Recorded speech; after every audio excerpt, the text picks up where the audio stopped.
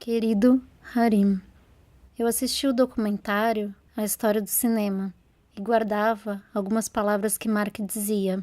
O cinema surgiu como uma nova linguagem, uma linguagem de ideias. O cinema parece como um sonho. O que move o cinema é a paixão e a inovação. Eu estava conectada à internet. Você me chamou. Falamos sobre a velocidade da sua internet. Então, sua videocarta chegou na minha caixa de e-mails. De surpresa. Você não disse nada. Ela chegou como um presente surpresa, como essas grandes caixas que o carteiro trazia. Tudo é muito intenso nesse momento. As suas imagens, o olhar, a voz, a memória dos espaços compartilhados, das pessoas, as nossas lembranças, a nossa imaginação, os nossos sonhos, a espera do nosso possível encontro. Eu assisti a sua videocarta e bebi uma taça de vinho tinto. Ao final, eu não conseguia falar, como se tivesse esquecido as palavras, o português e o inglês. Eu apenas sentia. Eu gostaria de escrever uma carta à mão para você, mas perdi as palavras. A memória guardada dos inúmeros encontros nos carros, nos filmes do Kiarostami e da Mani Akbari, são revividas pelas suas imagens e pelas suas palavras. As imagens em movimento constante, vistas pela janela do seu carro. As árvores de Londres, que trazem algo de nostálgico. A cor do nascer do sol.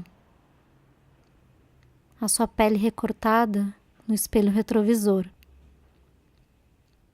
As suas imagens me tocam, tornam a minha imaginação cada vez mais viva.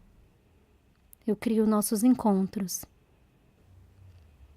O caminho que você escolheu percorrer e compartilhar comigo é muito bonito. Como seria o nosso encontro dentro de um carro? Eu aceito o convite para ser sua passageira. Poderíamos percorrer ruas vazias de Londres durante a madrugada e conversar sobre a memória de espaços que guardamos conosco, aqueles mais íntimos, cheios de lembranças boas.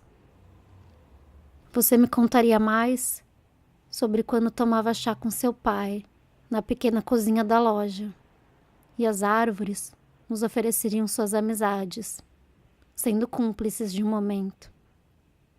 Ou podemos ir mais longe, talvez fazer uma longa viagem de carro até Teherã, comer comida chinesa pelo caminho, oferecer uma carona, parar e abrir as portas pintadas de azul, sentir-se livre.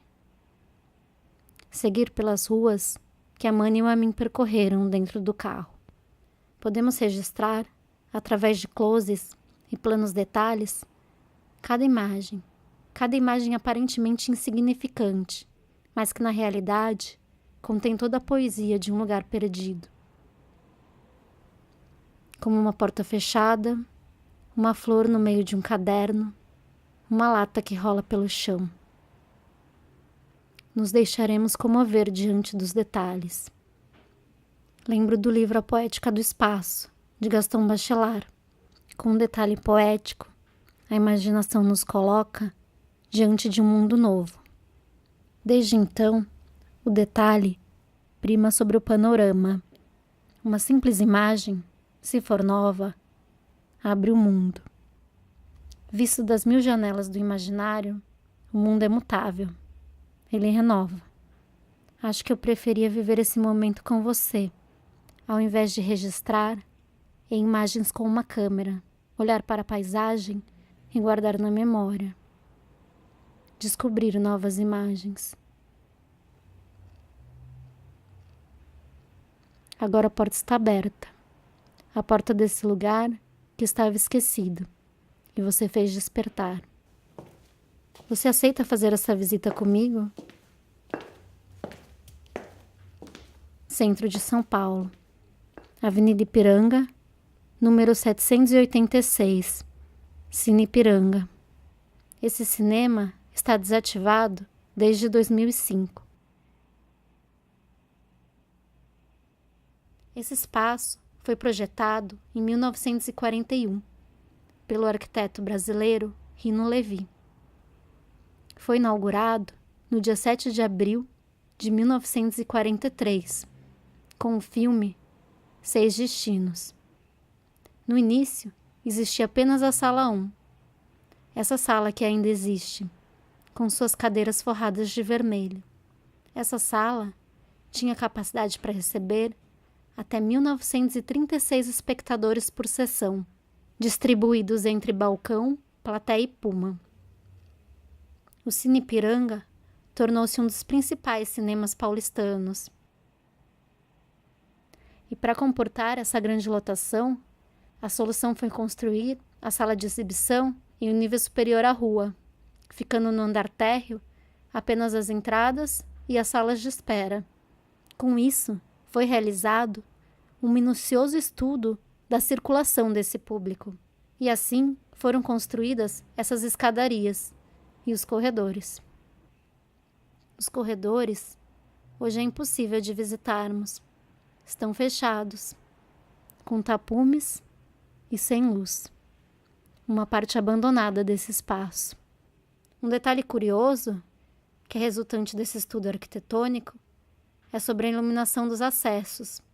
O acesso à sala de exibição era feito através de escadas e corredores, de luminosidade decrescente. Assim, quando o público chegasse à sala, já estava acostumado com a luminosidade da projeção. Durante a saída, o processo era inverso. A luz nascia. Em 1978, a sala de 1936 lugares foi dividida em duas. O balcão do meio foi fechado e o superior virou a sala 2. Eu frequentei bastante esse cinema, entre os anos 80 e 90. Esse foi o primeiro cinema que eu entrei na minha vida. Aqui assisti o primeiro filme. O cinema nasceu para mim aqui. Aqui foi onde tudo começou.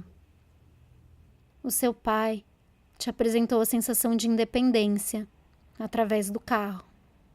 O meu pai me trouxe a sensação de entrar em um mundo mágico. Ele me apresentou o cinema. Eu falo do cinema como um mundo mágico, onde tudo é possível se imaginarmos, porque essa é a sensação da infância que eu guardo do cinema dentro de mim.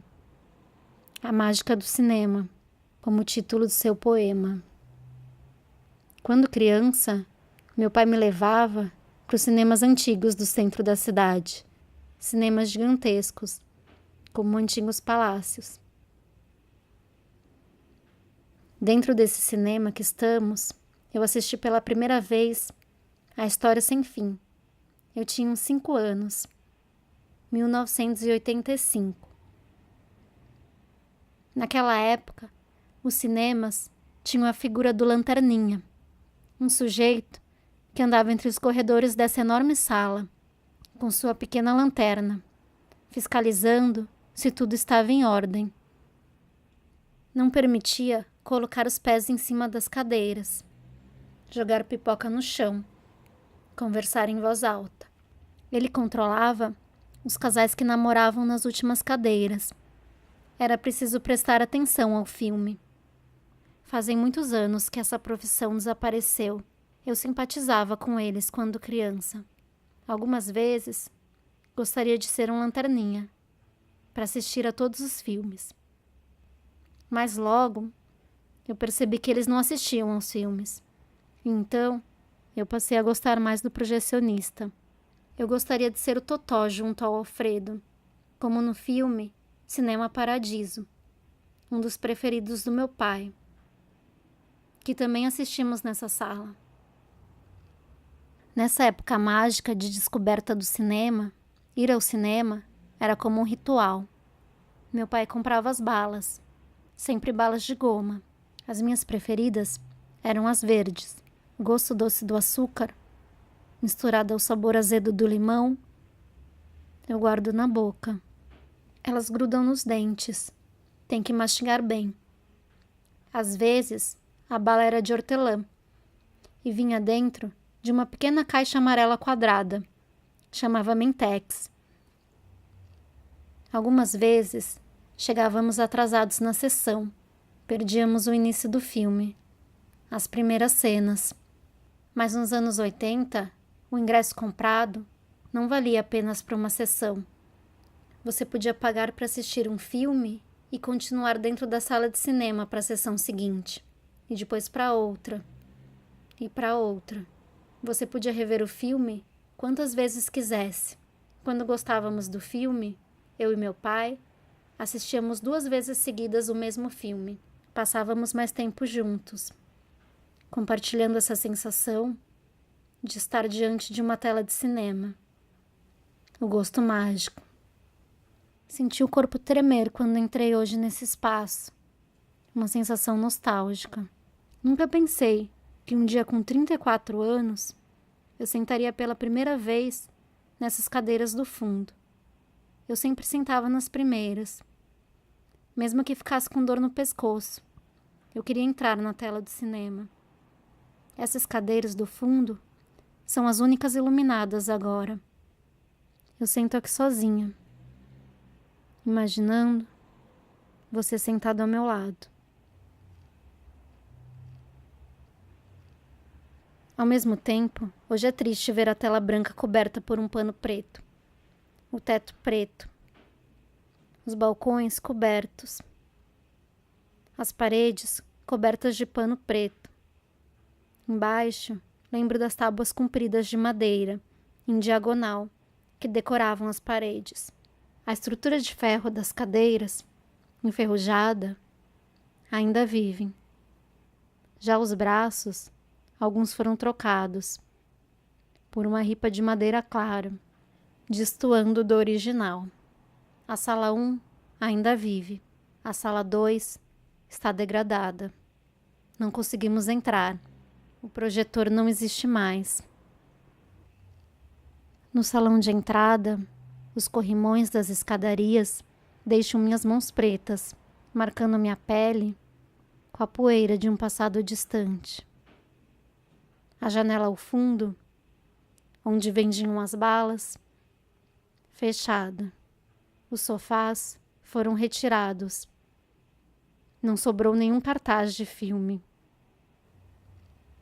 Esse espaço, que carrega parte da minha história, parte da história dessa cidade, foi totalmente tombado pelo Conselho Municipal de Preservação do Patrimônio Histórico, Cultural e Ambiental da cidade de São Paulo, em 2009.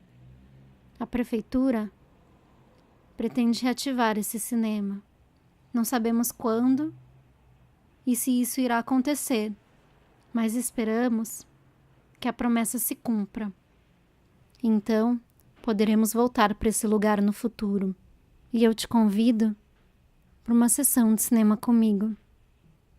Talvez poderemos repetir a sessão.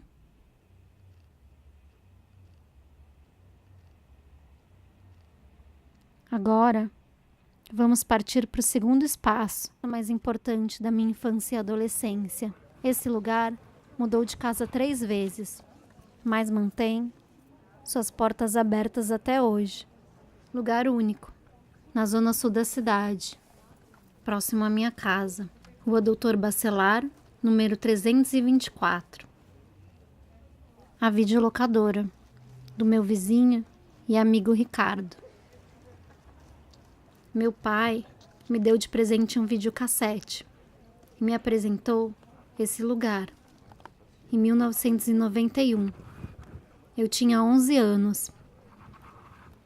Eram os anos 90, a época em que todos os lugares se transformavam em videolocadoras. Essa locadora ficava na sala de visita dos pais, em uma casa nessa mesma rua, que foi demolida e virou prédio.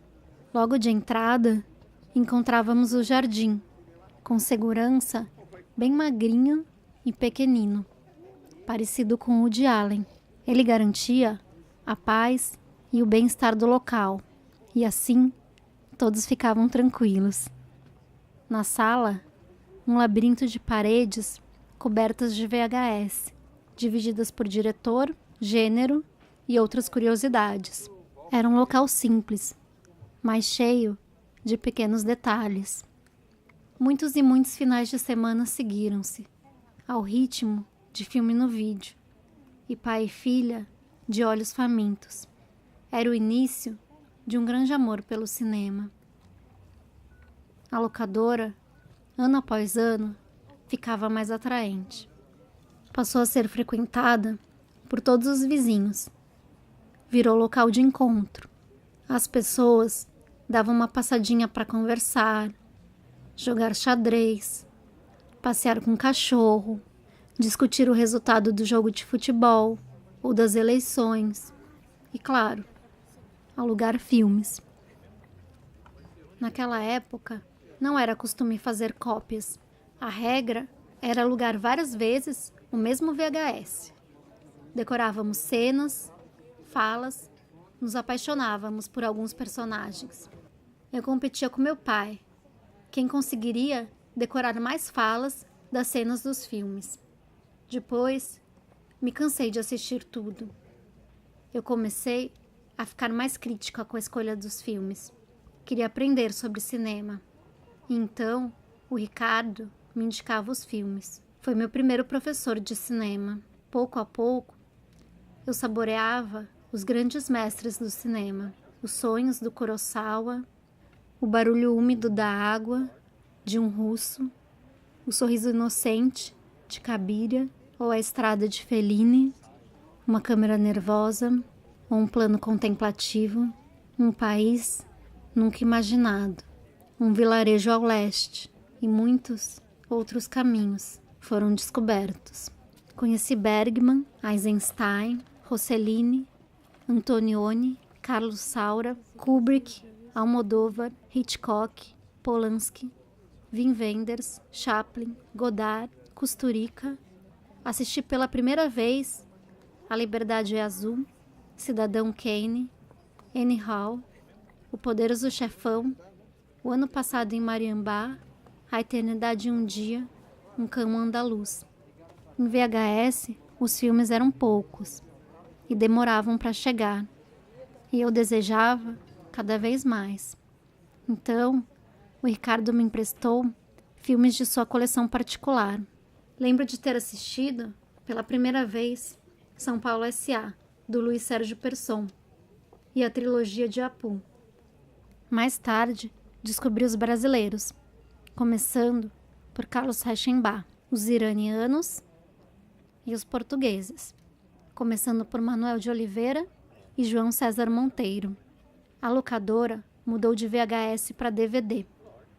Eu fui morar no Rio de Janeiro.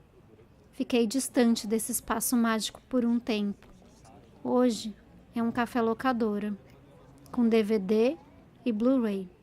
E eu frequento a locadora até hoje.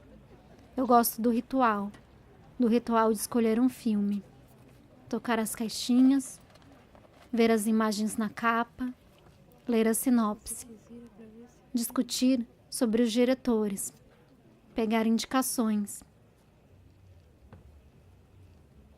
Podemos tomar um café e escolher alguns filmes juntos, conversar sobre nossos filmes preferidos, que marcaram a nossa vida.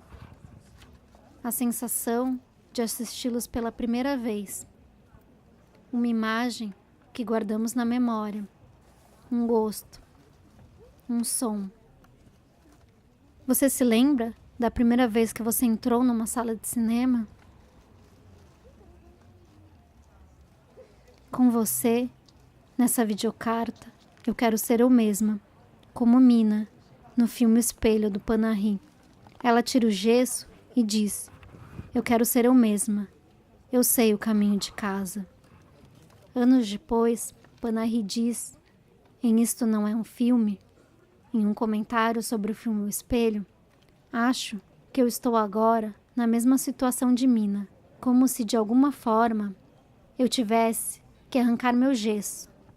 Esta manhã, depois de telefonar para você, sentei para rever as cenas que tinha filmado antes. Tudo parecia meio ensaiado, parecia tudo mentira. Não me reconheci ali. Nessas videocartas, podemos ser nós mesmos. Não tem ensaio, não tem roteiro. Estamos vivendo, compartilhando esse momento, juntos. E a imaginação será enriquecida por novas imagens, sempre continuará presente e verdadeira. Algumas vezes me pergunto se você é real. Quando vamos nos encontrar pessoalmente? Você diz que o cinema reúne as pessoas e que o cinema nos juntou. Será que o cinema vai permitir o nosso encontro? Em A Liberdade Azul, Julie começa a se desfazer de tudo que lembra o passado. É a sua maneira de lidar com as perdas, se afastar para esquecer. Mas leva com ela o lustre do quarto azul. Esse objeto, uma lembrança. Um filme vive em seu coração, assim como a memória de um espaço. E as lembranças das pessoas que perdemos vivem dentro de nós. Com que força nos provam que as casas perdidas para sempre vivem em nós? Em nós, insiste em reviver, como se esperassem de nós um suplemento de ser. E quando nos lembramos das casas, dos aposentos, aprendemos a morar em nós mesmos. Vemos logo que as imagens da casa seguem nos dois sentidos. Estão em nós, assim como nós estamos nelas. Assim eu termino essa carta, com as palavras da Poética do Espaço. Um abraço e um beijo. Andréa.